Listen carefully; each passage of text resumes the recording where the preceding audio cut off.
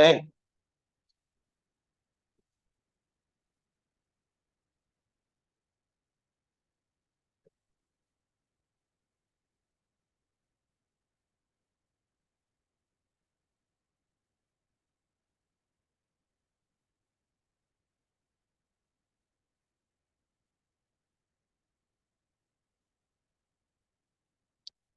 हम क्लास 10 में जो पीरियोडिसिटी पढ़ेंगे वो बुक में चेक करना, आप जनरल ट्रेंड लिखा है।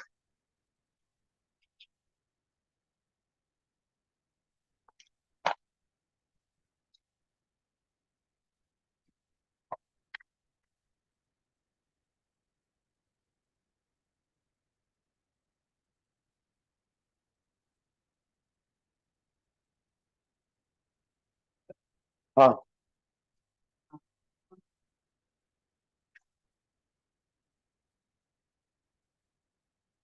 याद नहीं कर, तो आपको समझाने कन्विंस करने की।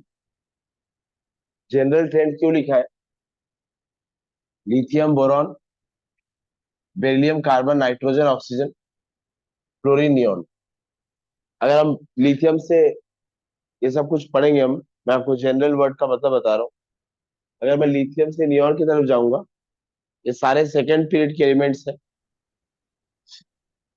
ये लिथियम के बाहर दो सेल है, बेरिलियम के बाहर भी दो शेल है, बोरॉन के बाहर भी दो शेल है। इस तरह से सबके बाहर, नियॉन के बाहर भी दो शेल है। किसी एक कारण की वजह से ये शेल्स न्यूक्लियस के पास आते हैं और रेडियस कम हो जाता है। कार्बन का रेडियस ज्यादा होगा, नाइट्रोजन का रेडियस कम होगा। नाइट्रोजन का रेडियस ज्यादा होगा, ऑक्सीजन का रेडियस कम होगा। यही नियम कहता है। अगर नाइट्रोजन का रेडियस ज्यादा है ऑक्सीजन से, एटॉमिक रेडियस नाइट्रोजन का ज्यादा होगा एटॉमिक रेडियस ऑक्सीजन से, कौन से इलेक्ट्रॉन न्यूक्लियस के ज्यादा पास होंगे? ऑक्सीजन वाले। तो ऑक्सीजन वाले इलेक्ट्रॉन को निकालने के लिए एनर्जी ज्यादा लगेगी, क्योंकि ये इलेक्ट्रॉन न्यूक्लियस के ज्यादा पास होंगे। तो हम कहते हैं ऑक्सीजन की आयोनाइजेशन एनर्जी ज्यादा होगी, नाइट्रोजन की आयोनाइजेशन एनर्जी कम होगी। इसको आयोनाइज करने में डिफिकल्टी आएगी। लेकिन ऐसा नहीं है। इस पेयर के लिए पहला इलेक्ट्रॉन निकालने में नाइट्रोजन की एनर्जी ज्यादा लगती है, ऑक्सीजन की एनर्जी कम लगती है। ये तो हो गया प्रिसाइज। मैं सारी थ्योरी को प्रिसाइज पढ़ रहा हूँ। हम अभी इतना डिटेल में नहीं जाएंगे। हम जनरल ट्रेंड पढ़ेंगे कि अक्रॉस द पीरियड क्या होता है, बिटवीन द पेयर्स क्या होता है, वो नहीं पढ़ेंगे। इसलिए ये वर्ड जनरल लिखा है।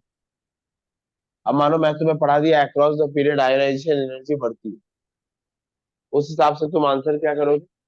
ऑक्सीजन की आयोनाइजेशन एनर्जी नाइट्रोजन से ज्यादा होगी, क्योंकि अक्रॉस द पीरियड किसी वजह से आयोनाइजेशन एनर्जी बढ़ती है। तो मैंने तुम्हें जनरल स्टेटमेंट कहा। जनरल स्टेटमेंट में बिटवीन द पेयर्स में कुछ कुछ अलग अलग ऑब्जर्वेशन है, वो हम नहीं पढ़े। पीरियोडिसिटी इन प्रॉपर्टीज, कौन कौन सी प्रॉपर्टी में पीरियोडिसिटी है, यानी कौन कौन सी प्रॉपर्टी अपने आप को रिपीट करती है। ऐसी बहुत सारी प्रॉपर्टीज है। हमारे सिलेबस के हिसाब से 5 प्रॉपर्टी पढ़ेंगे, 16-17 प्रॉपर्टी। हम पढ़ेंगे सिर्फ atomic size, density, vapour density. कोई भी कैरेक्टर उठा लो तुम, वो एक कैरेक्टरिस्टिक हो जाएगा, उसमें पीरियोडिसिटी हो भी सकती है, नहीं भी हो सकती। 17, 18, 21 प्रॉपर्टी टोटल। हम सिर्फ 5 पढ़ेंगे। पहली प्रॉपर्टी एटॉमिक साइज। दूसरी हम पढ़ेंगे आयोनाइजेशन पोटेंशियल। पोटेंशियल मतलब, नहीं, potential is a independent word जिसका मतलब वर्क डन होता है। पोटेंशियल मतलब, पोटेंशियल कहीं भी लग सकता है। ये एक इंडिपेंडेंट वर्ड है, इसका मतलब वर्क डन होता है। मैं आयनाइजेशन पोटेंशियल जब बोल रहा हूँ ना, तो किसी एटम को आयनाइज करने के लिए मुझे एक वर्क डन करना पड़ेगा, उसका पोटेंशियल, आयनाइजेशन पोटेंशियल। ये तो अलग अलग word. Number 3 electron affinity.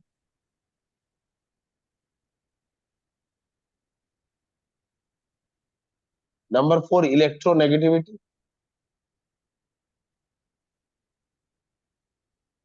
Number 5 metallic character.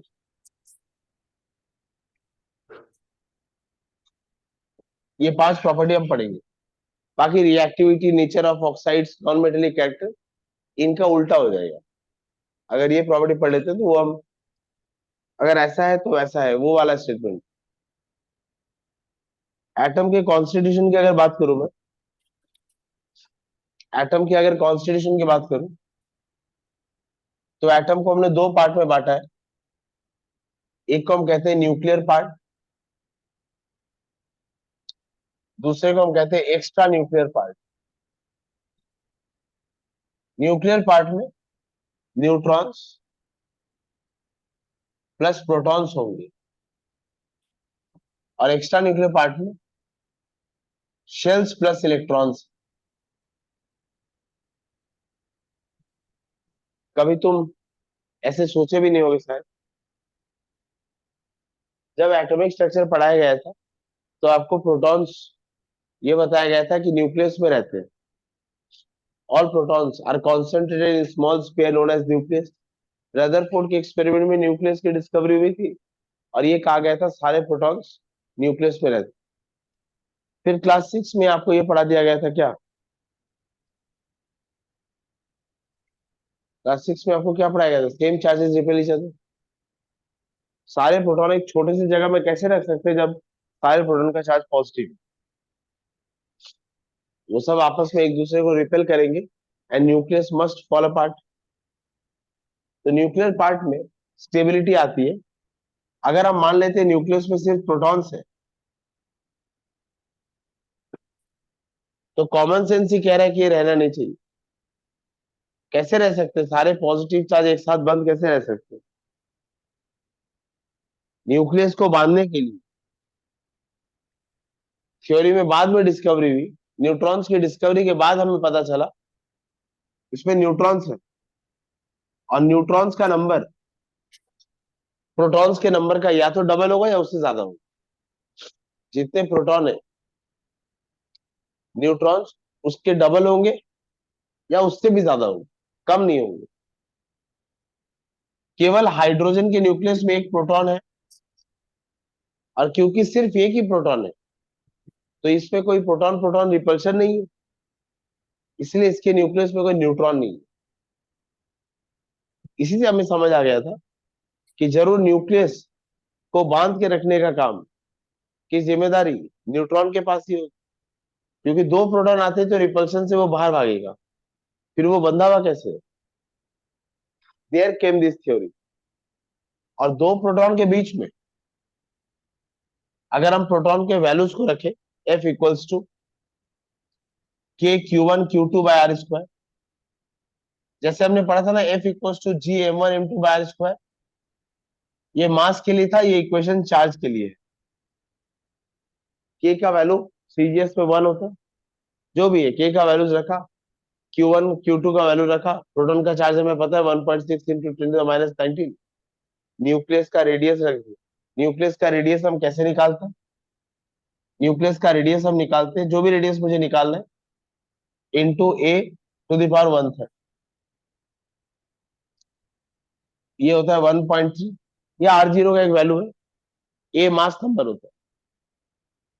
अगर मैं न्यूक्लियस का रेडियस निकालू, ये कांस्टेंट वैल्यू है, ए मास नंबर होता है, उसका 1/3, और ये R0 से मल्टीप्लाई करेंगे तो न्यूक्लियस का रेडियस आ जाएगा।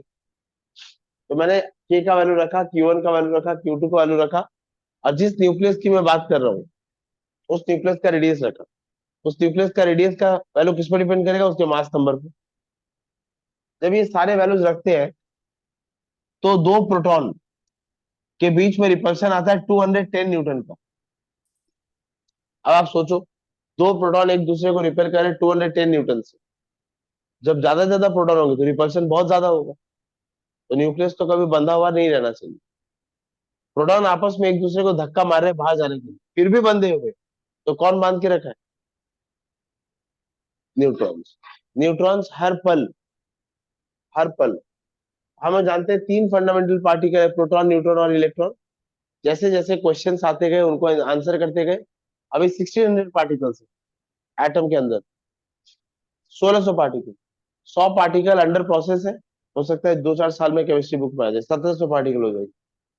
ये सब प्रोटॉन भी फर्दर पार्टिकल से बने, प्रोटॉन फंडामेंटल पार्टिकल। इस तरह से पार्टिकल्स के अंदर भी पार्टिकल्स बनाए। न्यूक्लियस के अंदर क्या होगा, प्रोटॉन्स सिर्फ होंगे क्या? न्यूक्लियस के अंदर सिर्फ प्रोटॉन्स हो सकते हैं कभी क्या? प्रोटॉन्स को बांधने के लिए कौन रहेगा?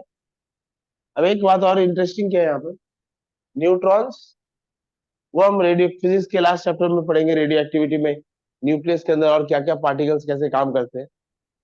न्यूट्रॉन्स के अंदर एक खास बात और क्या है, न्यूट्रॉन्स कुछ एक करके एनर्जी प्रोड्यूस करता है जिससे वो प्रोटॉन्स को बाइंड करता है, पर वो स्मॉल रेडियस में काम करता है। अगर रेडियस बड़ा हो गया तो neutrons loses its power to bind the nucleus. इसीलिए atomic number 118, atomic number 118 last atomic number ना ऑर्गेनाइजेशन का, 118 एटॉमिक नंबर मतलब 118 protons, and that radius becomes very large. 118 proton को बाइंड करने के लिए 118 से भी ज्यादा neutrons, radius become more large. अब इतने ज्यादा रेडियस में न्यूट्रॉन्स काम नहीं कर पाते।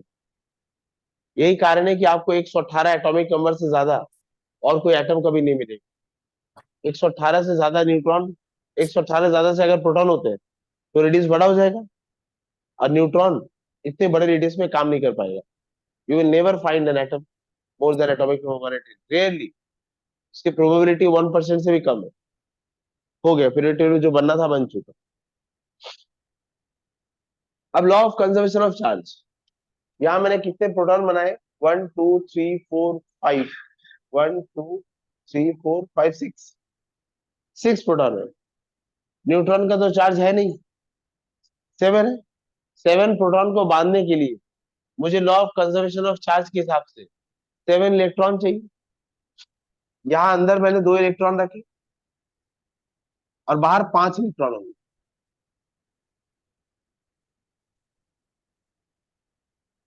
Law of conservation of charge के लिए मुझे क्या चाहिए, इलेक्ट्रॉन। और इलेक्ट्रॉन को हम किस में अरेंज करते हैं, शेल्स में। एक तो हो गया ये न्यूक्लियस वाला पार्ट, और फिर law of conservation of charge के लिए हमें इलेक्ट्रॉन्स और सेल्स चाहिए। ये हो गया एक्स्ट्रा न्यूक्लियर पार्ट, न्यूक्लियस के बाहर वाला पार्ट। ये क्या डिसाइड करते हैं, ये क्या डिसाइड करते हैं, एक इलेक्ट्रॉन का जो भी मास है उसका 1836 टाइम मल्टीप्लाई करने पे मास ऑफ प्रोटॉन मिलता है। एक इलेक्ट्रॉन का जो भी मास है उसको 1837 टाइम्स मल्टीप्लाई करने पे मास ऑफ न्यूट्रॉन मिलता है। यानी सारा मास प्रोटॉन और न्यूट्रॉन का ही तो है। इलेक्ट्रॉन के मास को तो हम क्या मान सकते हैं, नेग्लिजिबल मान ले सकते। ये दोनों मिलके क्या डिसाइड करते हैं, एटम का मास। ये दोनों मिलके डिसाइड करते हैं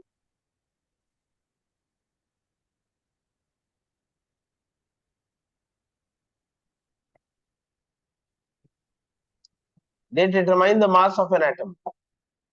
और ये दोनों मिलके क्या डिसाइड करते हैं, जितना ज्यादा प्रोटॉन होगा उतना ज्यादा इलेक्ट्रॉन होगा, उतने ज्यादा शेल्स की जरूरत पड़ेगी।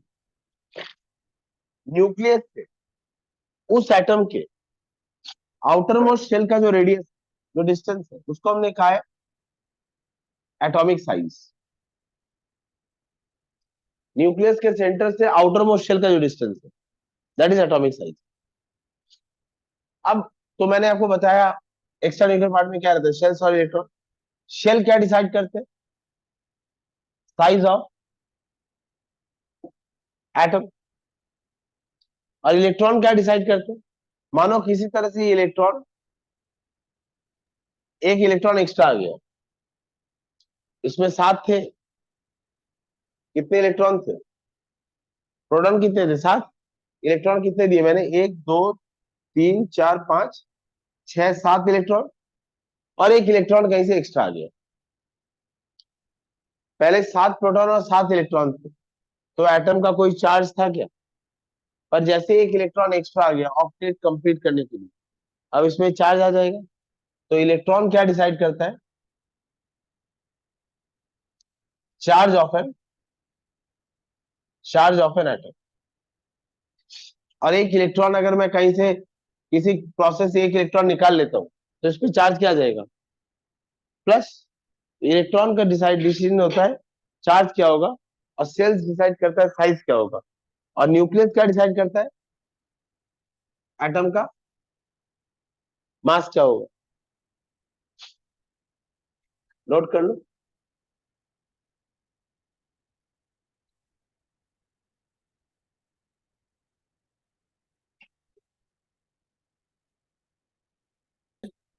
न्यूक्लियस का साइज बहुत छोटा होता है। इसको कंपैरिजन के लिए किसी ऑथर ने बुक में लिखा था, आप एक फुटबॉल ग्राउंड में फुटबॉल इमेजिन कर सकते हो, एक एटम का साइज और न्यूक्लियस का साइज इतना डिफरेंस रखता है। और उसके लिए उन्होंने एम्पेरिकल फॉर्मूला ये दिया था, R equals to R naught A to the power 1/। इससे मैं बड़े बड़े एटम्स किसी भी एटम का मास नंबर रखे, और ये जो वैल्यू है ये फर्मी मीटर में 10⁻15 मीटर में 1.3 इंटू, इसको हम फर्मी मीटर कहते हैं, एफ एम। फर्मी एक साइंटिस्ट का नाम था, उन्हीं के नाम पे ये यूनिट रखी गई है। इसको हम लिखते हैं 1.3 फर्मी मीटर। अब कहीं कहीं ये 1.2 रख के कैलकुलेट किया जाता है, 1.3 स्टैंडर्ड है, किसी कई जगह आप देखोगे 1.2 है, हम 1.3 मान के चल। इतने छोटे से न्यूक्लियस में सोचो इतने सारे प्रोटॉन्स, मतलब न्यूक्लियस को बांधने के लिए न्यूट्रॉन्स कितना ज्यादा मेहनत करते हैं, वरना प्रोटॉन्स तो कभी के कभी टूट जाते हैं, न्यूक्लियस स्टेबल ही नहीं होता। हो गया लिखना।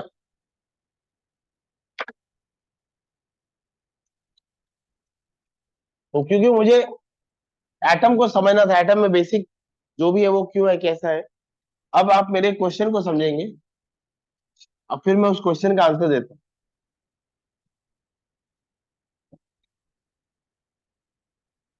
मैं एक न्यूक्लियस इमेजिन किया, उसमें न्यूट्रॉन्स प्रोटॉन्स होंगे, और Charles law of conservation of charge के लिए बाहर इलेक्ट्रॉन्स दे रहा हूँ मैं।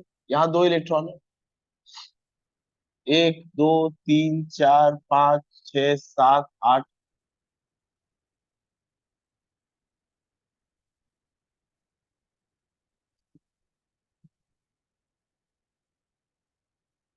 ये है इलेक्ट्रॉन अंडर कंसिडरेशन, किसी को भी ले सकते हो तुम किसी भी इलेक्ट्रॉन को स्क्वायर बना दो, वही इलेक्ट्रॉन अंडर कंसिडरेशन होगा। मैं इसको ले रहा हूँ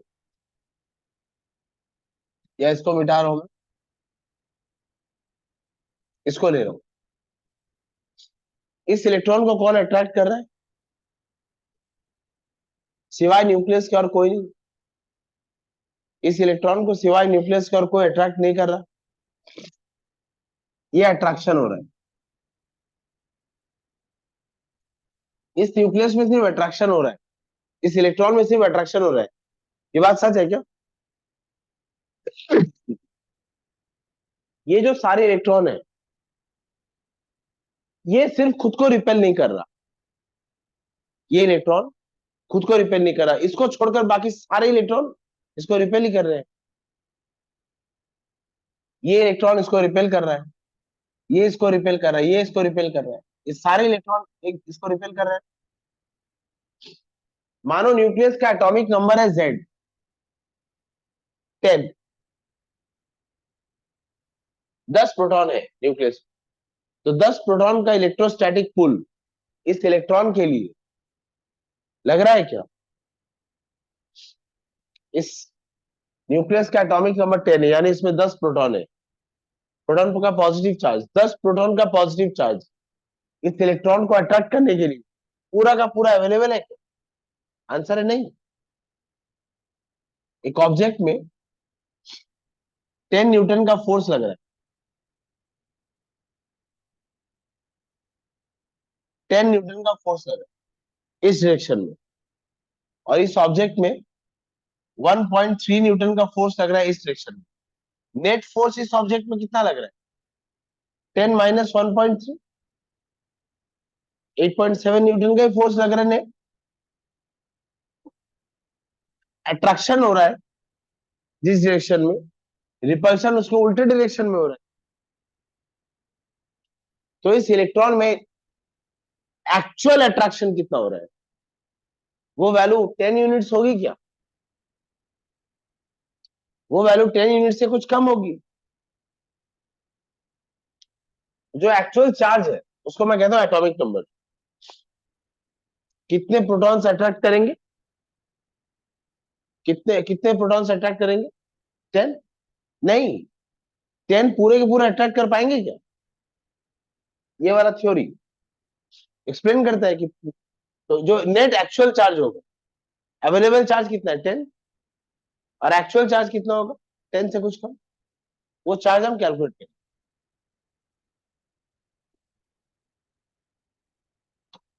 ये बात दोबारा बोलूं कि समझ आ गई? इस इलेक्ट्रॉन को, जिसको मैंने मार्क किया है, इस इलेक्ट्रॉन को ये पूरा का पूरा न्यूक्लियस का चार्ज अट्रैक्ट कर पा रहा है या उससे कम चार्ज अवेलेबल? उससे कम चार्ज हमेशा यही होगा। तो वो चार्ज कितना है, वो चार्ज हम कैलकुलेट करेंगे। उसके लिए एक छोटी सी थ्योरी है। तो मैं यहाँ पे क्या कंक्लूजन लिख सकता हूं? Electron under consideration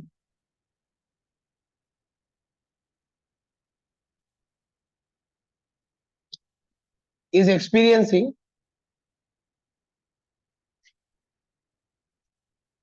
electrostatic pull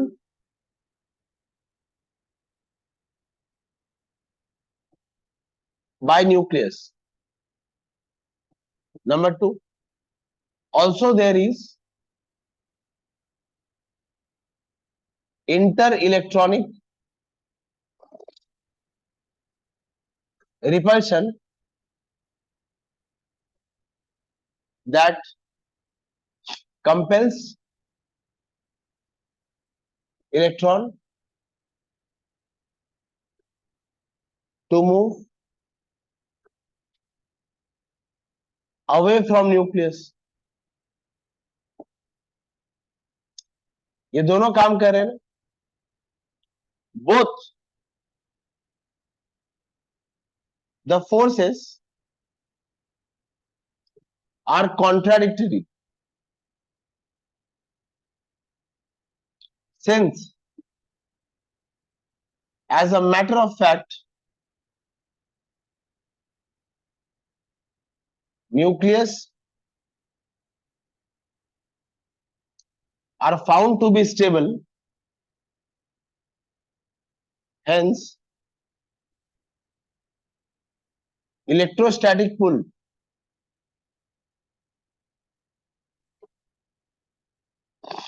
must be dominating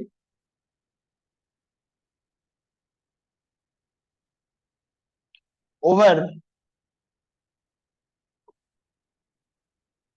inter-electronic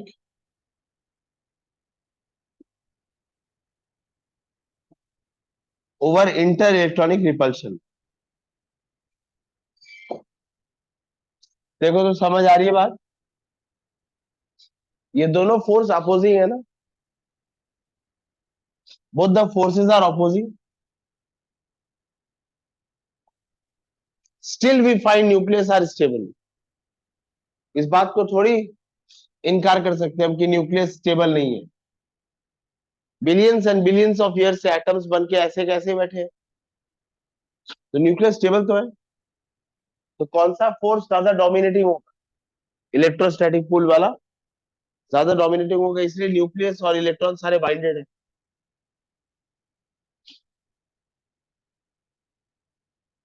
note करो इसको।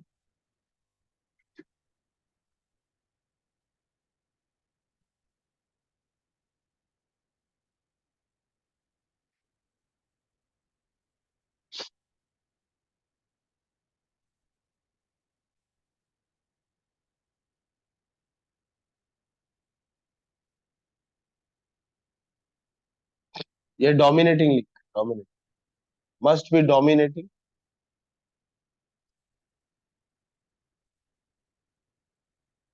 देखो ये न्यूक्लियस है,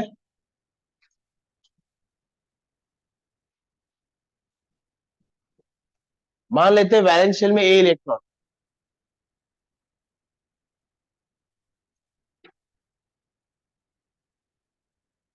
जैसे हम न्यूक्लियस से दूर जाते हैं ना, शेल्स की एनर्जी बढ़ती है। ये बात ऑब्वियस है, बट ऑब्वियस है कि बतानी पड़ेगी। जैसे हम न्यूक्लियस से दूर जाएंगे शेल्स की एनर्जी बढ़ती है। जो आउटर मोस्ट शेल में इलेक्ट्रॉन है वो ए है, उसके अंदर जो इलेक्ट्रॉन है वो बी है, फिर ये सी और डी। इसको मैं कह रहा हूँ वैलेंस शेल, ये पेनाल्टीमेट शेल,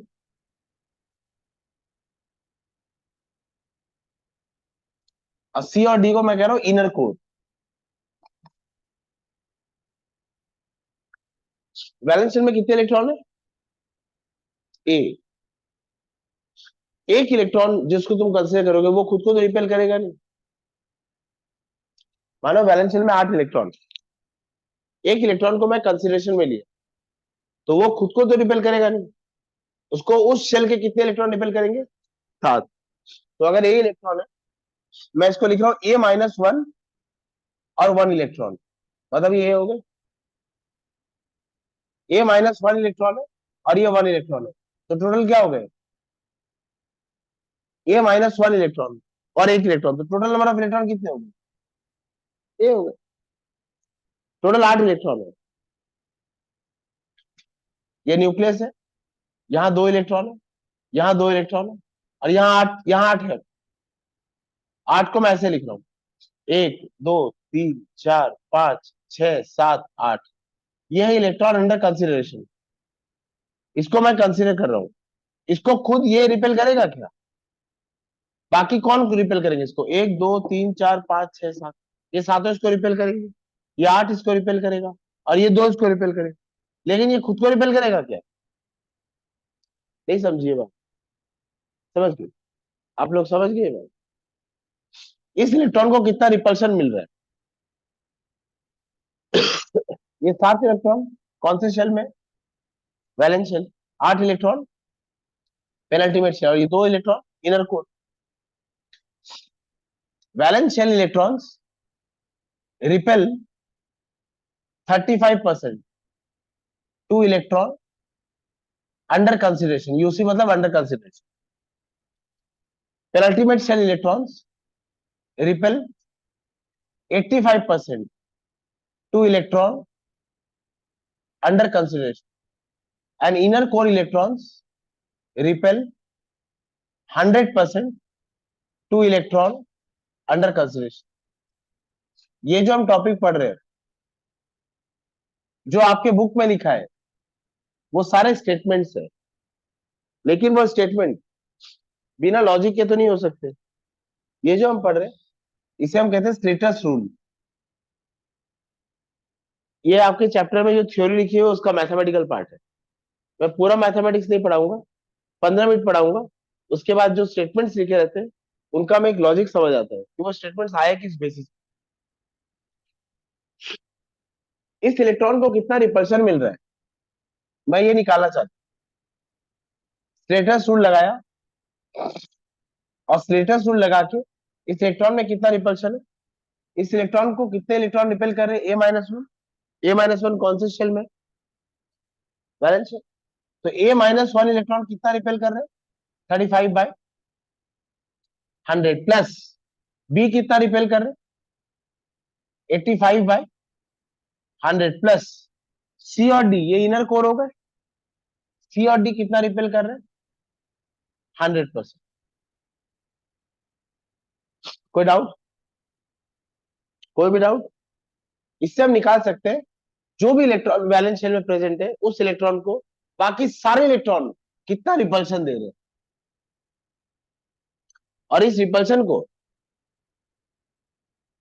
मैं फोर्स लगा रहा था 100 न्यूटन का, और एक ये वाला फोर्स लग रहा है 35 न्यूटन। तो नेट फोर्स इस पे कितना लग रहा है वो निकाल लूंगा ना मैं, वो निकाल लूंगा।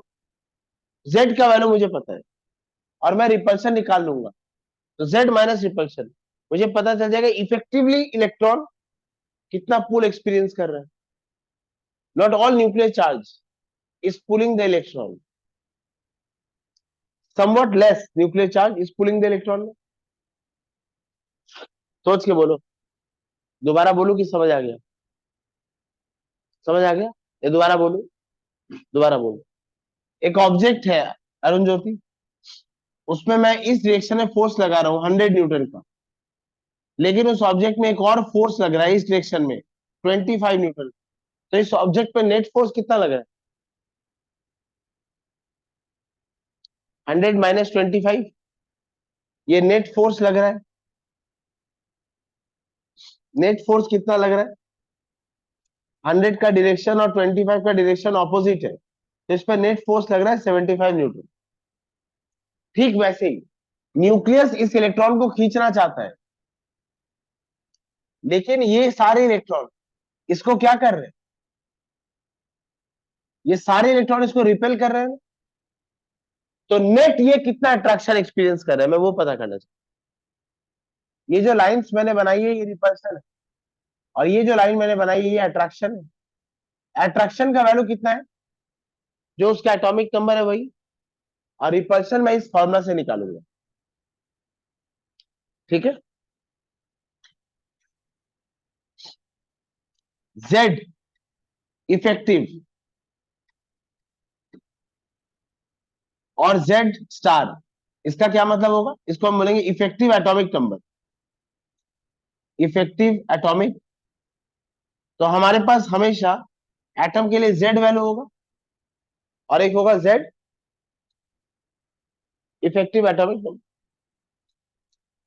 मैं फराज को 100 न्यूटन फोर्स से खींच रहा हूं, और तुम सब फराज को खींच रहे हो 10 न्यूटन के फोर्स से, तो फराज पे नेट फोर्स कितना लग रहा है? 90 का। वही हम काम यहाँ कर, इलेक्ट्रॉन पे नेट फोर्स कितना लग रहा है वो ही निकाल लेते। चलेगा? चलिए बताइए। लिथियम, दो कैलकुलेशन कर रहा हूं, बाकी वैल्यूज जो है मैं वो लिख दूंगा। लिथियम के टोटल इलेक्ट्रॉन कितने? 3। जेड का वैल्यू कितना हो गया? 3। जेड इफेक्टिव या Z star, effective atomic number 3 होगा या उससे कम होगा? कम। तो मैं लिख रहा हूँ 3 माइनस रिपल्शन। अब ये रिपल्शन मैं किसके लिए निकाल रहा हूँ? लिथियम के लिए। लिथियम के इलेक्ट्रॉन कैसे रहे? 2,1। वैलेंस शेल में कितने इलेक्ट्रॉन है? एक ही इलेक्ट्रॉन है, तो इसको कोई रिपेल कर रहा है वैलेंस शेल में? वैलेंस शेल में इसको रिपेल करने के लिए कितने इलेक्ट्रॉन है? 0 इलेक्ट्रॉन। और ये है मेरा इलेक्ट्रॉन अंडर कंसिडरेशन, तो इसका रिपल्शन कितना होगा? 0 इंटू वैलेंस शेल के इलेक्ट्रॉन कितना रिपेल करते? 35%, यानी 0.35 प्लस ये इलेक्ट्रॉन वैलेंस शेल के अंदर है, मतलब ये पेनल्टीमेट शेल, तो ये कितना होगा? 2 इंटू 0.85, तो ये आ गया 0 प्लस 1.7। ये क्या होगा? 3 माइनस 1.7, ये आ गया 1.3। मतलब न्यूक्लियस में 3 प्रोटॉन का चार्ज है, पर कितना प्रोटॉन का चार्ज उसको पुल कर पा रहा है? सिर्फ 1.3। ये काम हम और करते हैं बेरिलियम के लिए। लिथियम के लिए था बेरिलियम 4, जेड का वैल्यू है 4, जेड स्टार और जेड इफेक्टिव, ये होगा जेड माइनस रिपल्शन। अब ये रिपल्शन अगर मुझे निकालना है,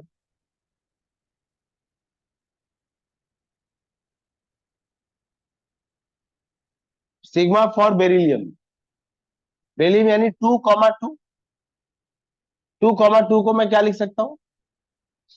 2,1 प्लस ये इलेक्ट्रॉन अंडर कंसिडरेशन, इसको कितने इलेक्ट्रॉन रिपेल करे उसी शेल में? इस शेल में 2 इलेक्ट्रॉन है, एक इलेक्ट्रॉन मैंने कंसिडर किया है, तो बाकी एक बचा। ये इलेक्ट्रॉन खुद को रिपेल तो करेगा नहीं, तो उस शेल में टोटल कितने इलेक्ट्रॉन है? 2। किसी भी एक इलेक्ट्रॉन को तुम कंसिडर कर लो, उस शेल में उस इलेक्ट्रॉन को और कितने इलेक्ट्रॉन रिपेल करेंगे? नहीं समझी?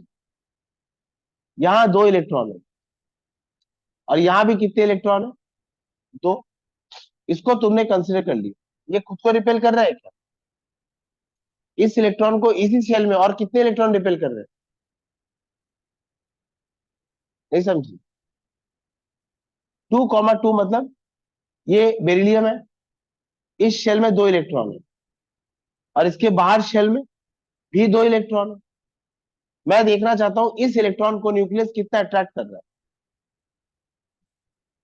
इस इलेक्ट्रॉन को न्यूक्लियस कितना अट्रैक्ट कर रहा है, इस इलेक्ट्रॉन को कितने इलेक्ट्रॉन रिपेल कर रहे हैं? इस शेल में एक ही इलेक्ट्रॉन रिपेल कर रहा है, ये खुद को रिपेल करेगा? इस शेल में इस इलेक्ट्रॉन को एक ही इलेक्ट्रॉन रिपेल कर रहा है, और इस शेल के कितने इलेक्ट्रॉन रिपेल कर रहे हैं? 2 इलेक्ट्रॉन। तो मैंने 2,2 को कैसे लिखा है? 2,1+1। ये बात समझे क्या? सबको समझ आ गई ये बात? ये इलेक्ट्रॉन कंसिडरेशन में, और इसको कितने इलेक्ट्रॉन रिपेल कर रहे हैं? उसी शेल का एक इलेक्ट्रॉन, और अंदर के शेल के उसी शेल का एक इलेक्ट्रॉन रिपेल कर रहा है, और अंदर के शेल के 2 इलेक्ट्रॉन। तो रिपल्शन कितना होगा? 0.35 इंटू 1 प्लस 2 इंटू 0.85। कितना आ जाएगा ये? 0.35 प्लस 1.7 माने 2.05। चलेगा? कोई डाउट? तो जेड इफेक्टिव कितना होगा? 4 माइनस 2.05, ये आ जाएगा 1.95। इतना लिखो पहले। जेड इफेक्टिव और जेड स्टार, ये क्या है? Actual electrostatic repulsion for electron under consideration by nucleus. Actual, not available. Available electrostatic pull कितना है? 4। एक्चुअल इलेक्ट्रोस्टैटिक पुल कितना है? 1.95। तो इसको मैं डिफाइन कर रहा हूं, actual electrostatic pull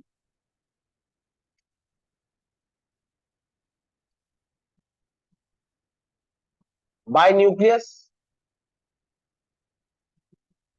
for electron under consideration.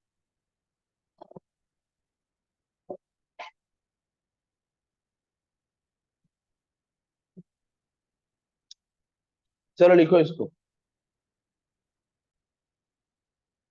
Lithium, beryllium, boron, carbon, nitrogen, oxygen, fluorine, neon. Z और जेड इफेक्टिव 3, 4, 5, 6, 7, 8, 9, 10। क्या 2 बार लिख दिया? ये एटॉमिक नंबर है, पर ये एटॉमिक नंबर एक्चुअली में इलेक्ट्रॉन को अट्रैक्ट कर पा रहा है क्या? उससे कम वैल्यू है। इसका जेड इफेक्टिव कितना है? 1.3। इसका कितना है? 1.95। इसका आएगा 2.60। इसका आएगा 3.25, 3.90, 4.55। इसका आएगा 5.20, और इसका आएगा 5.85। इससे हम क्या समझ सकते हैं? Across the period effective nuclear charge, across the period effective nuclear charge increases. ठीक। ये क्या ना, ये तो बढ़ ही रहा था, मतलब ये अलग से कैलकुलेट करा के आप बताना क्या चाहते थे मुझे समझ नहीं आया। मुझे लगा एक्स्ट्रा कुछ ऐसे ही करा दिया बस। Clearly I can see the values are increasing. Then what was so special about calculating this values? ये मैं आपको अब बता रहा हूँ। सोडियम के लिए, लिथियम के नीचे जब सोडियम में आया, सोडियम का एटॉमिक नंबर कितना है? 11। यहाँ तो वैल्यूज एक एक यूनिट बढ़ रहे हैं, लेकिन यहाँ यहाँ तो वो 5 यूनिट से बढ़ गया ना, बहुत बढ़ गया। इसका जेड 11 है, इसका जेड इफेक्टिव निकालते। जेड इफेक्टिव होगा Z minus repulsion, 11 minus Z for sodium, repulsion for sodium. Sodium यानी 11, यानी 2,8,1। इसको मैं कैसे कैलकुलेट कर सकता हूँ? 2,8,0 प्लस 1। तो ये कितना आ जाए? 0 into 0.35 plus 8 into 0.85 plus 2 into 1। 0 plus ये दोनों ऐड करके कितना आ रहा है बोलो?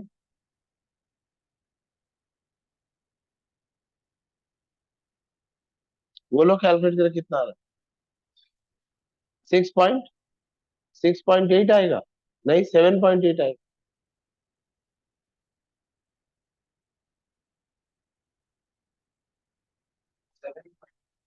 7.8 आ रहे।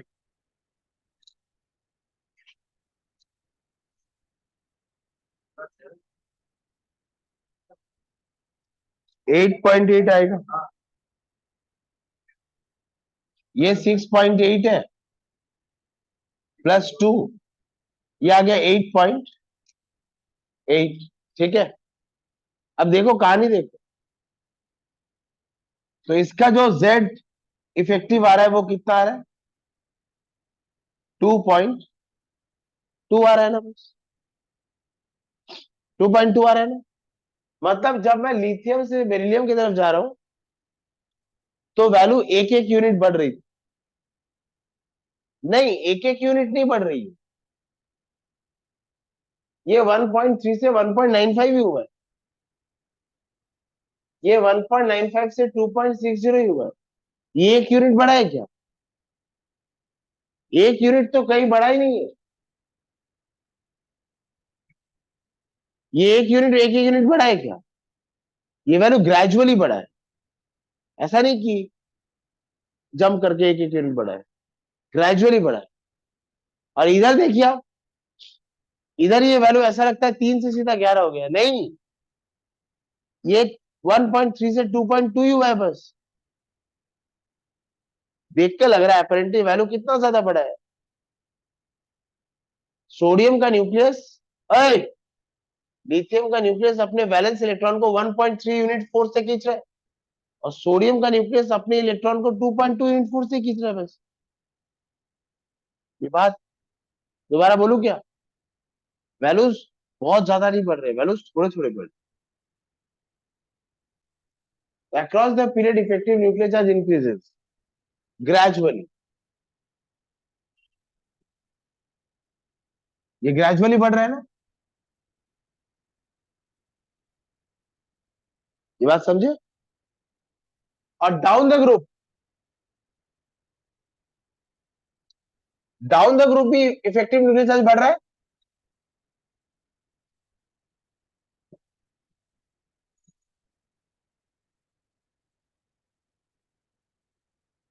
Down the group also effective nuclear charge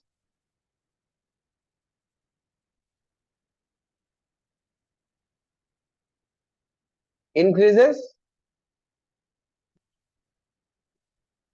gradually, ये समझाना था मुझे आप। यहां भी ग्रेजुअली बढ़ रहा है और यहां भी ग्रेजुअली बढ़ रहा है। इससे मैं क्या कंक्लूजन निकालूंगा, क्या करूंगा, वो देखने लायक बात होगी, वो अभी हम एक दो एग्जांपल में देखते हैं कि what is the important conclusion of all this.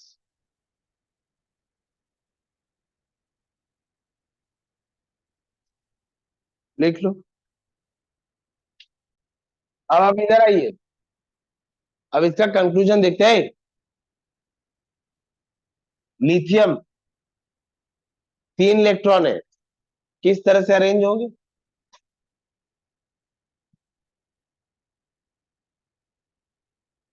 Lithium के बाहर 1 इलेक्ट्रॉन है, अंदर 2 इलेक्ट्रॉन। और लिथियम का इफेक्टिव न्यूक्लियर चार्ज कितना है? 1.3। ये लिथियम। बेरिलियम के लिए कितना था? 1.95।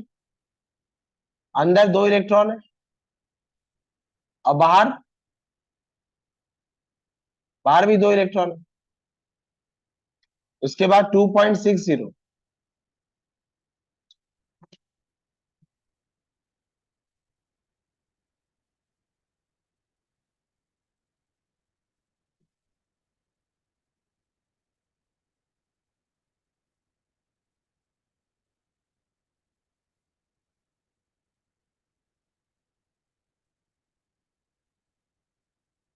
बोलो एक एक करके न्यूक्लियर चार्ज। 1.3, 1.95, 2.60, 3.25, 3.90।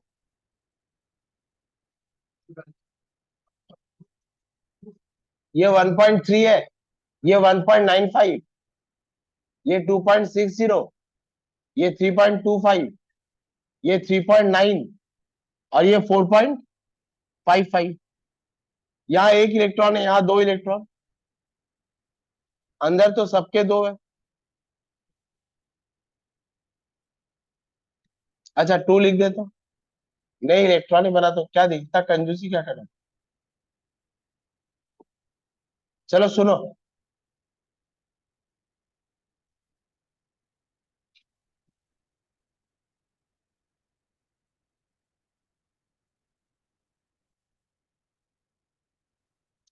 1 2 3 4 5 6, देखो इस इलेक्ट्रॉन को कितना पुल मिल रहा है। अब हमें हर इलेक्ट्रॉन का हिसाब पता है। इस इलेक्ट्रॉन को कितना पुल मिल रहा है, 1 पॉइंट। इस इलेक्ट्रॉन को कितने, इसको ये रिपेल कर रहा है, ये रिपेल कर रहा है, इसको मिला फिर भी 1.5। इसको मिल रहा है 2.60, इसको मिल रहा है 3.25, इसको मिल रहा है 3.90, इसको मिल रहा है 4.5। सबके वैलेंस शेल के इलेक्ट्रॉन में कितना पुल है वो पता चल गया। और सबके नंबर ऑफ शेल कितने हैं, 2। Across the period number of shell remain same, but effective nuclear charge increases gradually. तो जैसे ही नंबर ऑफ शेल सबके 2 है और इफेक्टिव न्यूक्लियर चार्ज ग्रेजुअली बढ़ रहा है, मतलब ग्रेजुअली एटॉमिक साइज क्या होने वाला है, क्या होने वाला है। अगर इलेक्ट्रॉन के लिए अट्रैक्शन बढ़ गया तो जो सेल का साइज है वो भी क्या हो जाएगा, कम हो जाएगा। Across the period atomic size decreases. Why? Because number of shells remains same and effective nuclear charge increases gradually. Hence, the electrostatic pull of nucleus for electron under consideration increases. समझ आ गया। अब इधर आओ, अगर मैं सोडियम में आता, ये 1 पॉइंट, ये 1.3, ये 2.2, यहाँ 2 इलेक्ट्रॉन है, फिर इलेक्ट्रॉन कितने 8, अब बाहर इलेक्ट्रॉन कितने 1। इस इलेक्ट्रॉन को कितना अट्रैक्शन मिल रहा है, ऐसे लग क्या रहा था 3 के बाद सीधा 11, नहीं 1.3 से सीधा बढ़ के कितना 2 पॉइंट, बहुत ज्यादा बढ़ा है क्या, बहुत ज्यादा नहीं बढ़ा है। अच्छा अब यहाँ नंबर ऑफ शेल सेम थी, यहाँ नंबर ऑफ शेल बढ़ गया। अगर 3 से 11 की बात करते, अगर एक्चुअल में हमें लगता है कि 3 से 11 हो रहा है, तो ऐसा लगता है कि शेल को खींच के एकदम छोटा ही कर देते। पर अभी मुझे समझ आ रहा है कि चार्ज बढ़ा तो है, पर यहाँ शेल भी बढ़ा, तो थर्ड शेल को खींचेगा ना, खींच के इतना थोड़ी खींच लेगा कि सेकंड शेल या उसके अंदर आ जाएगा। चार्ज इतना भी नहीं बढ़ा है कि थर्ड शेल को खींच के सेकंड शेल के अंदर कर देगा। चार्ज मामूली बढ़ा है, 1.3 से 2.2। तो यहाँ भी चार्ज बढ़ा है, लेकिन यहाँ शेल भी बढ़ा है, और यहाँ चार्ज बढ़ा है लेकिन यहाँ शेल सेम है। तो सिर्फ कौन सा फैक्टर प्ले कर रहा है यहाँ पर, इफेक्टिव न्यूक्लियर चार्ज। और यहाँ कौन से फैक्टर प्ले कर रहे हैं, 2 फैक्टर। इफेक्टिव न्यूक्लियर चार्ज बढ़ा होगा एंड नंबर ऑफ शेल वो भी बढ़ा होगा, पर कौन सा फैक्टर डोमिनेट करेगा, नंबर ऑफ शेल डोमिनेट करेगा डाउन द ग्रुप में, क्योंकि इफेक्टिव न्यूक्लियर चार्ज बहुत ज्यादा नहीं बढ़ रहे हैं, इसलिए नंबर ऑफ शेल वाला फैक्टर डोमिनेट कर जाएगा। और यहाँ नंबर ऑफ शेल सेम था, तो एक ही फैक्टर बचा इफेक्टिव न्यूक्लियर चार्ज। तो यहाँ चीजें कौन डिसाइड करेगा, बढ़ा हुआ इफेक्टिव न्यूक्लियर चार्ज। और यहाँ चीजें कौन डिसाइड करेगा, बढ़ा हुआ नंबर ऑफ शेल। जबकि न्यूक्लियर चार्ज बढ़ रहा है पर बहुत ज्यादा नहीं बढ़ रहा है। ये बात समझे। तो अक्रॉस द पीरियड क्या होता है लिखिए,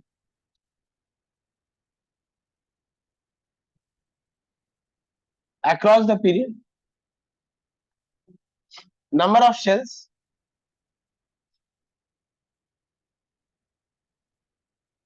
across the period number of shells remain same. Number 2,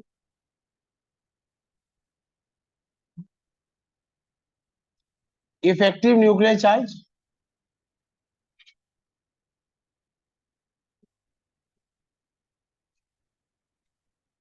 increases gradually. Hence, the electrostatic pull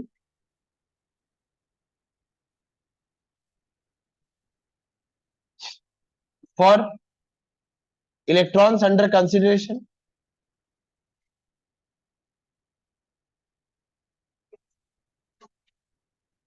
increases, thereby pulling electrons closer to the nucleus, and atomic size decreases decreases gradually, decreases gradually across the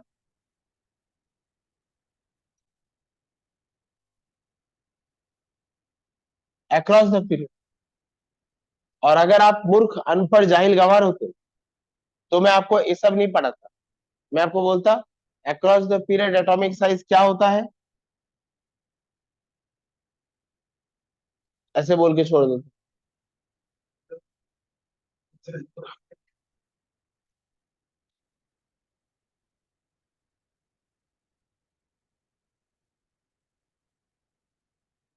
lithium, beryllium, boron, carbon, nitrogen, oxygen, fluorine. इस diagram में मैंने क्या गलत बनाया है? सब सही है।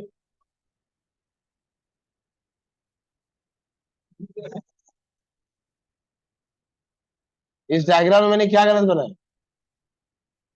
नियॉन का रेडियस थोड़ा, ये जो बात मैंने लिखी है ये अल्काली मेटल से लेकर फ्लोरीन तक, ये इसका जनरल ट्रेंड।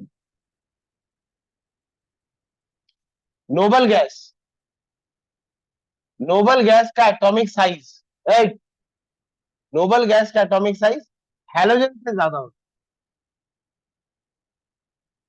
तो एक नोट बनाएंगे आप यहां पर, alkali metals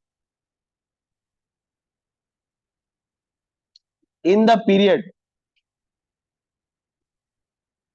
has the highest atomic size. Halogens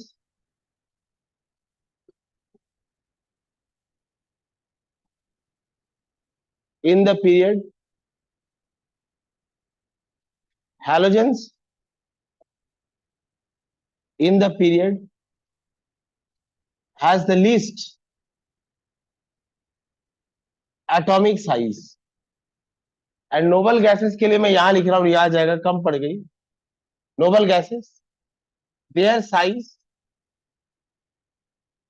is larger from halogens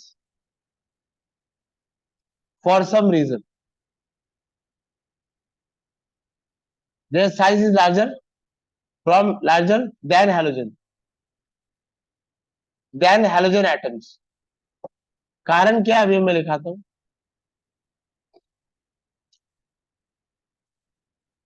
trend समझ आया?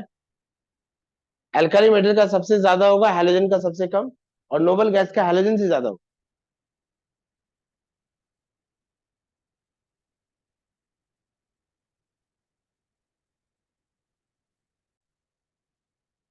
Down the group,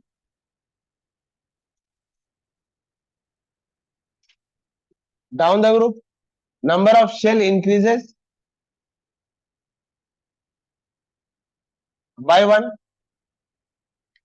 and effective nuclear charge increases, gradually बढ़ रही है भी। Hence the electrostatic pull for electron concentration increases. अच्छा, यहाँ पे रीजन बदल जाएगा।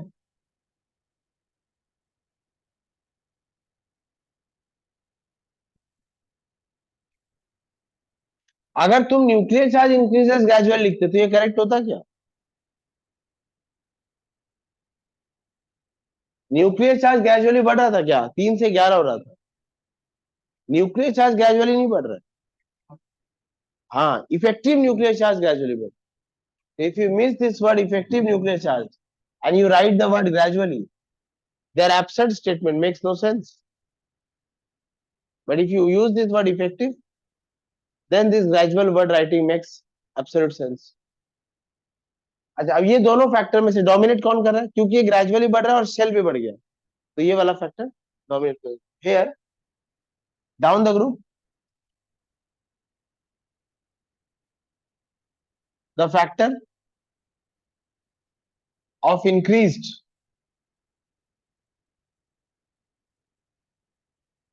number of shell dominates over increased effective nuclear charge.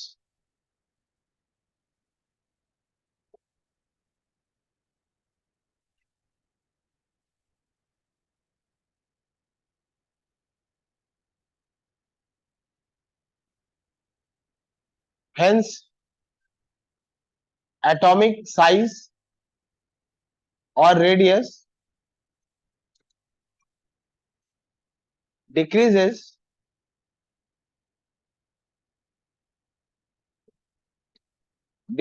Down the group, इसे इंक्रीजेस,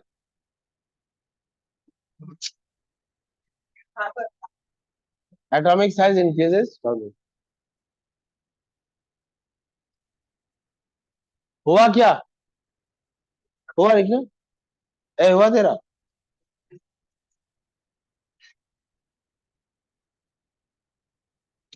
हाँ आप सुनो,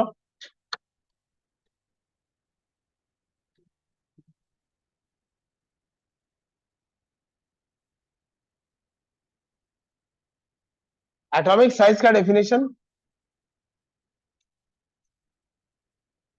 एटॉमिक साइज या एटॉमिक रेडियस का डेफिनेशन क्लास के शुरू में आपको बताया था।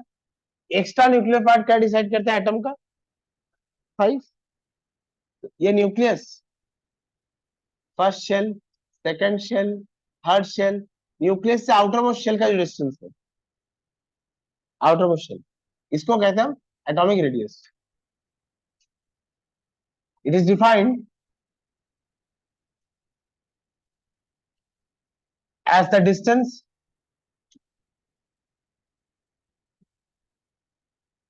Between centre of nucleus of an atom and outermost shell of an atom.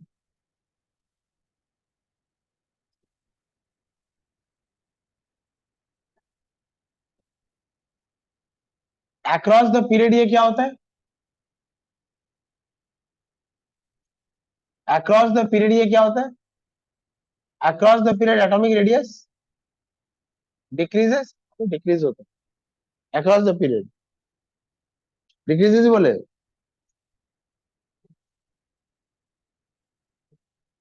और down the group,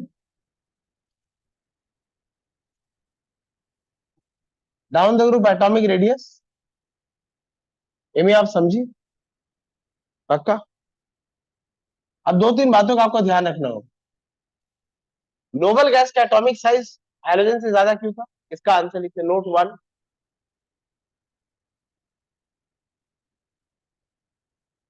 note one, noble gas in any period has atomic size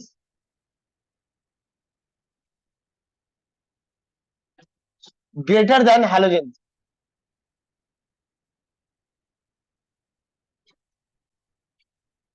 बोलो, नोबल गैस में जाके सेकंड शेल फिल हुआ था ना? Maximum number of electron second shell में कब आया था? नोबल गैस में। किसी भी पीरियड में सेकंड शेल में, थर्ड शेल में सारे इलेक्ट्रॉन भर जाएंगे कब? नोबल गैस में। नोबल गैस में क्योंकि नंबर ऑफ इलेक्ट्रॉन उस पीरियड में सबसे ज्यादा होते हैं, तो रिपल्शन ज्यादा होगा। दोबारा बोलू क्या? किसी पीरियड में अगर आप जा रहे हैं, लिथियम में जब मैं गया था, लिथियम में सेकंड शेल में एक था, बेरिलियम में सेकंड शेल में दो था, बोरॉन में सेकंड शेल में तीन था, क्लोरीन में सेकंड शेल में सात होगा, और नियॉन में सेकंड शेल में ही आठ होगा। उस पीरियड में maximum number of electron valence shell में कब आएंगे? नोबल गैस में। इससे इलेक्ट्रॉन का रिपल्शन थोड़ा ज्यादा हो जाता है और रेडियस हैलोजन से थोड़ा ज्यादा हो।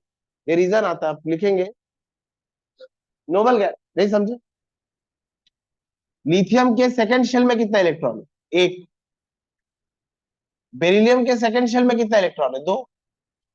बोरॉन के सेकंड शेल में तीन, कार्बन के सेकंड शेल में चार, नाइट्रोजन के सेकंड शेल में पांच, ऑक्सीजन के सेकंड शेल में छह, नाइट्रोजन के फ्लोरीन के सेकंड शेल में सात, और नियॉन के सेकंड ही शेल में आठ। ये सबके सेकंड शेल में नंबर ऑफ इलेक्ट्रॉन को चेक करो, और इसके सेकंड शेल में सबसे ज्यादा नंबर ऑफ इलेक्ट्रॉन है। यहाँ रिपल्शन, इंटर इलेक्ट्रॉन रिपल्शन सबसे ज्यादा होगा ना? इसका रेडियस इससे थोड़ा बड़ा। Noble gases in any period has atomic size greater than halogens because in any period noble gases have fully filled outermost shell, है ना? Across the period noble gases में आउटरमोस्ट शेल क्या हो जाता है? सेकेंड शेल में maximum 8 electron जा सकते हैं, इसमें तो एक ही है, अभी भी 7 जा सकते हैं, इसमें 2, इसमें 6 जा सकते हैं, इसमें 8 जा सकते थे, 8 आ गए. Because in any period noble gases are fully filled outermost shell, hence experiences more inter-electronic repulsion than their preceding halogen atoms. पर न्यूक्लियर चार्ज भी बढ़ रहा है, इसका न्यूक्लियर चार्ज 5.85 और इसका कितना था 5.20. न्यूक्लियर चार्ज तो बढ़ ही रहा है पर इंटर इलेक्ट्रॉनिक रिपल्शन भी बढ़ रहा है. ये साइज नोबल गैस का हैलोजन से थोड़ा सा था.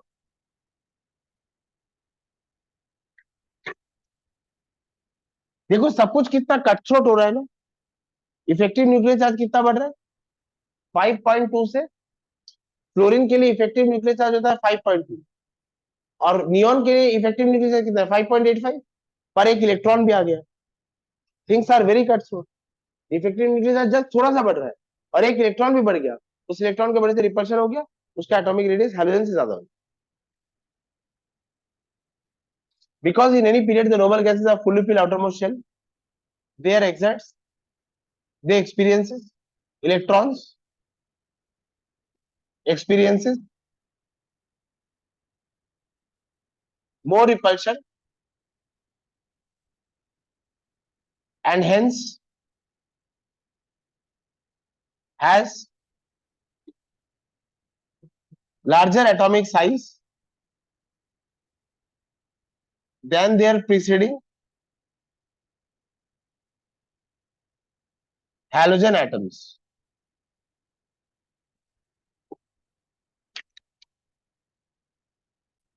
Cations, note 2, cations have smaller radius than their neutral atoms. कुछ बातें बोलनी नहीं पड़ती है, मजबूरी में बोल रहा हूं, ये आपको भी पता ऐसा ही होगा. अगर मैं सोडियम लू 11 यानी 2,8,1 और इसमें से एक इलेक्ट्रॉन लॉस हो जाता है Na+ और एक इलेक्ट्रॉन बाहर आ गया, ये ऐसे लिखता हूं -1 इलेक्ट्रॉन और ये Na+, तो इसमें कितने इलेक्ट्रॉन हो गए 2, साइज ऑटोमेटिकली कम हो गया ना. ये क्या है कैटायन और ये क्या है न्यूट्रल एटम. यहां तो पूरा का पूरा शेल ही उड़ गया, तो इसका साइज क्या होगा स्मॉलर होगा. रीजन लिखता हूं मैं, upon losing electron, upon losing electron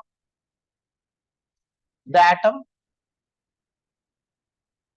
has more protons and less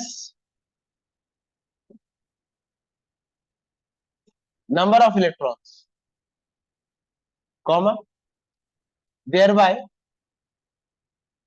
the effective nuclear charge increases to a much greater extent.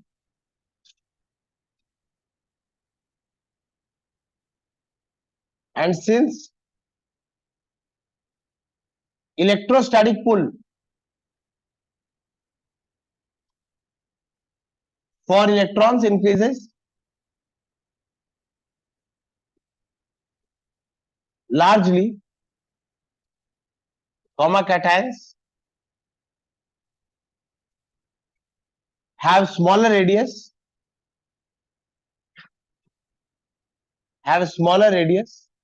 than their neutral atoms.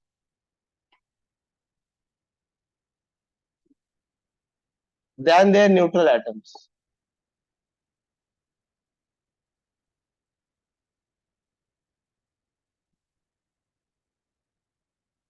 आप समझी? गैंगस्टर तो समझा? Arundhati, is everything all right? भाई साहब आप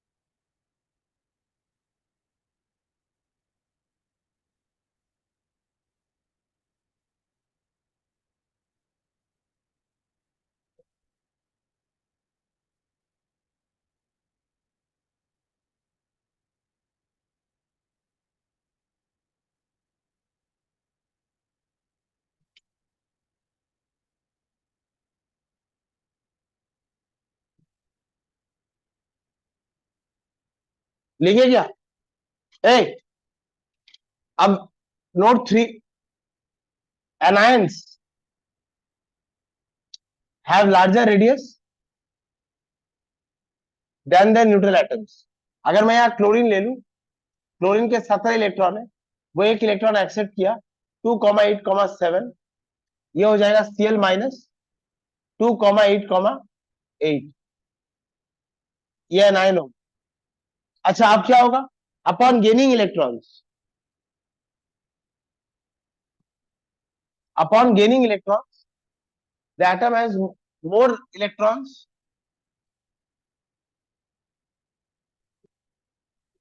and less number of protons, thereby the effective nuclear charge decreases to a much greater extent. And since the electrostatic pull for electron decreases largely, anions have larger radius than their neutral atoms. उल्टा हो गया, यहाँ electron ज्यादा हो गए, proton कम हो गया। अच्छा, और पूरे पीरियड टेबल में सबसे छोटा रेडियस किसका होगा?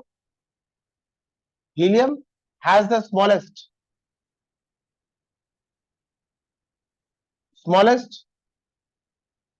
atomic radius in the periodic table, and cesium has the highest atomic radius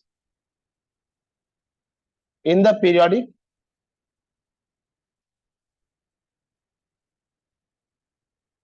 फिर बैच को पढ़ाने के लिए हम क्या करते थे?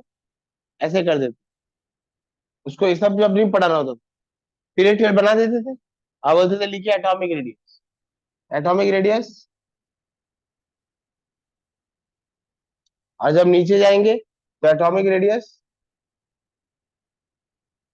वाह सब समझ आए। एटॉमिक रेडियस भाई, एटॉमिक रेडियस वाला पार्ट कंप्लीट हो गया, बाकी प्रॉपर्टी कल नेक्स्ट क्लास में कंप्लीट हो जाएगी, क्योंकि बाकी सारी प्रॉपर्टी एटॉमिक रेडियस पे ही डिपेंड करती है। Next chapter, acid basis salts, HCl, first में HCl है, कोई अच्छा चैप्टर करते हैं, HCl तो मूड़ी खाते